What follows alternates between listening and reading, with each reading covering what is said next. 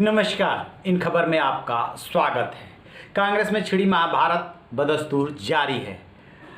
24 तारीख को जो कांग्रेस कार्य समिति की बैठक हुई थी, उसमें जो राहुल गांधी से गुलाम नबी आज़ाद का टकराव हुआ, उसके बाद से दोनों तरफ से सफाई आई थी, खास तौर से गुलाम नबी आज़ाद की तरफ से। उस दिन उन्होंने ट्वीट किया था कि राहुल गांधी ने न तो कार्य समिति की बैठक में या कहीं बाहर कभी ये आरोप नहीं लगाया कि जिन लोगों ने चिट्ठी लिखी है उनकी बीजेपी से कोई मिलीभगत है।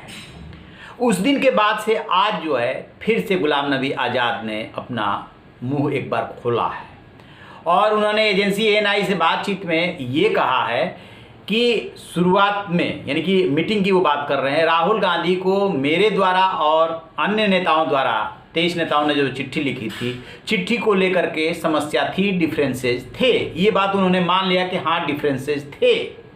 इसके बाद उनका कहना है कि राहुल जी और सोनिया गांधी का फ़ोन आया और उन्होंने कहा कि हम 1 महीने के अंदर चुनाव कराने के लिए तैयार हैं, लेकिन चूंकि कोविड-19 का दौर है, 1 महीना में ये संभव नहीं था, इसलिए हम लोगों ने सोनिया गांधी को फिर से 6 महीने के लिए प्रेसिडेंट बना दिया, एक्सटेंड कर दिया। ये तो कह रहे हैं गुलाम नबी आज़ाद साहब कि फिर से सोनिया गांधी को। दरअसल हुआ ये था, आप पूरी कहानी समझिए कि मीटिंग में बाकायदे नोकझोंक हुई थी। राहुल गांधी काफ़ी गुस्से में थे और उन्होंने ये बात बोली थी कि जिस समय मेरी माँ अस्पताल में थी उस समय 23 नेताओं ने चिट्ठी लिखी और इनकी जो है आखिरकार ये किसके इशारे पे, किससे मिली भगत, किससे फ़ायदा, सीधा सीधा बीजेपी की तरफ इशारा था। यही बात इन लोगों को पिंच कर गई कि हम पे बीजेपी से मिली भगत का आरोप लगाया जा रहा है। उसके तत्काल बाद कपिल सिब्बल कार्य समिति के सदस्य नहीं है, लेकिन उन्होंने ट्वीट कर दिया कि जो है हम पे ये आरोप लगाया जा रहा है, जो जिसने राजस्थान में पार्टी के लिए लड़ाई लड़ी, नॉर्थ ईस्ट में पार्टी के लिए लड़ाई लड़ी, 30 सालों में बीजेपी के फेवर में कोई बयान नहीं दिया, उसके ऊपर आरोप लगाया जा रहा है। उसके बाद कहा जाता है, उन्होंने कपिल सिब्बल ने खुद कहा कि राहुल गांधी ने जो है फ़ोन किया, उसके बाद उन्होंने कि मैंने ऐसा नहीं बोला, उसके बाद उन्होंने उस ट्वीट को हटा लिया। लेकिन उसके बाद से कपिल सिब्बल लगातार हमलावर है, वो एक करके ट्वीट कर रहे हैं। उसके बाद उन्होंने ट्वीट किया कि कोई पोस्ट महत्वपूर्ण नहीं है, देश महत्वपूर्ण है। उसके बाद उन्होंने ट्वीट किया, अभी आज जितिन प्रसाद को लेकर के ट्वीट किया, जितिन प्रसाद को लेकर के ये ट्वीट किया कि हम अपनों पे वार करने से क्या मिलेगा, यदि सर्जिकल स्ट्राइक करना है तो भाई बीजेपी पे करो, विरोधियों पे करो, इससे थोड़े कुछ हासिल होने वाला है। अब गुलाम नबी आज़ाद बोले हैं, उन्होंने माना कि हाँ डिफरेंसेस थे, लेकिन जो महत्वपूर्ण बात आगे जोड़ रहा है कि हम चाहते हैं कि ब्लॉक से लेकर के और CWC तक चुनाव हो। चाहते तो कभी राहुल गांधी भी थे कि ये चुनाव से ही हो सब कुछ। चाहते तो राहुल गांधी भी एक गांधी परिवार से बाहर का अध्यक्ष हो। चाहती तो प्रियंका गांधी भी हैं कि गांधी परिवार से के बाहर से कोई अध्यक्ष हो। लेकिन एक सबसे बड़ा सवाल है कि क्या सोनिया गांधी इसके लिए तैयार है? क्योंकि अब एकदम क्लियर कट कांग्रेस में एक लाइन खींच गई है। एक तरफ ये असंतुष्ट गुट है और दूसरी तरफ गांधी परिवार और उनके समर्थक। उसी दिन से ये लोग ट्रोल किए जा रहे हैं। सोनिया गांधी की हार्दिक इच्छा है कि राहुल गांधी अध्यक्ष बन जाए, वो स्वीकार कर ले। अभी तक उन्होंने ऐसा कोई संकेत नहीं दिया है, लेकिन कहा यह जा रहा है कि 6 महीने बाद जो चुनाव होगा उसमें राहुल गांधी को अध्यक्ष चुन लिया जाएगा।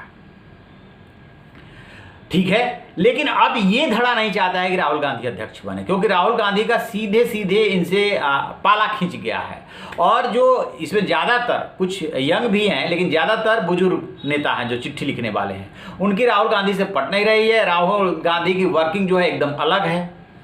अच्छा, ये जो डिफरेंसेज के कारण है उसमें दिग्विजय सिंह भी बीच में टपके थे। उन्होंने ये कहा था कि इन लोगों को चिट्ठी नहीं लिखनी चाहिए, लेकिन डिफरेंसेज के सबसे बड़ा कारण ये है कि राहुल गांधी अध्यक्ष पद से हट गए, लेकिन पार्टी पर से उनका कंट्रोल बना रहा।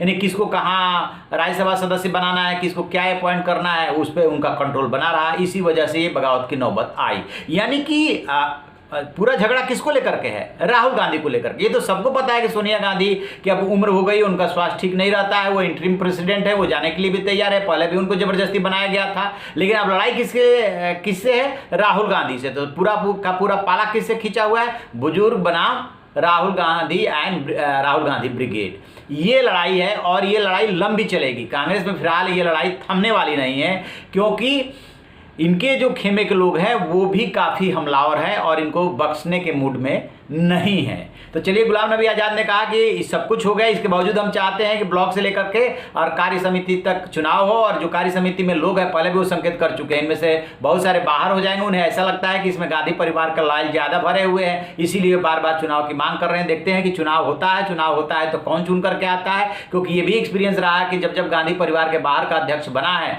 नरसिंह राव और सीताराम केसरी एग्जाम्पल रह तो लिए, लेकिन बाद में उनकी किस तरीके से विदाई हुई और उनका क्या हश्र हुआ, ये पूरे देश ने देखा। जो भी इसमें और अपडेट मिलेगा हम आपको बताते रहेंगे। आप देखते रहिए हमारा डिजिटल चैनल इन खबर। Thank you. इन खबर चैनल को सब्सक्राइब करें और बेल आइकन दबाना ना